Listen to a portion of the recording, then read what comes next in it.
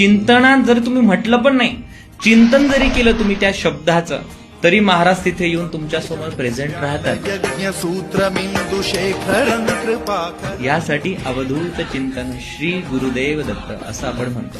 सनातन हिंदू धर्मामध्ये तुम्ही कोणतीही परंपरा उचला, कोणत्याही परंपरेचा तुम्ही अभ्यास करा, जेव्हा तुम्ही तिचा मूळ शोधण्याचा प्रयत्न करणार, तो मूळ फक्त एका ठिकाणी येऊन पोहोचतो आणि ते म्हणजे भगवान दत्तात्रय.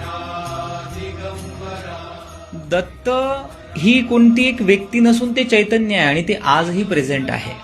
एखादी जो दत्त उपासक असेल ना, तुम्ही त्याला बघा, जेही दत्त उपासक असतील त्यांचा नेचरशी खूप जास्त कनेक्ट ते असतात. त्यांना झाडे, पानं, फुलं, नदी, प्राणी, पक्षी यांच्याविषयी त्यांना खूप आदरभाव येतो, आकर्षण असतं. म्हणजे नेचरशी कनेक्टिव्हिटी जी त्या लोकांची वाढते. हे काय, ही प्रकृती आहे.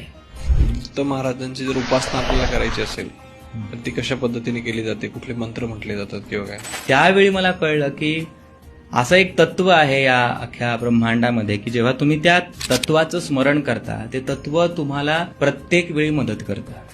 आणि जर समजा एखाद्याला दर्शन घ्यायचं असलं समजा दत्तगुरूंचं, तर असे कुठले मंदिरांचे स्थळ आहेत जसे दत्तक्षेत्र परिक्रमा आपण म्हणू शकतो, बरोबर, करायची असेल तर कोणते कोणते आहेत? अप्पलराज आणि सुमती या दोन्ही पती पत्नींना च्या पोटी एक संतती आली, तेच म्हणजे श्रीपाद श्री वल्लभ.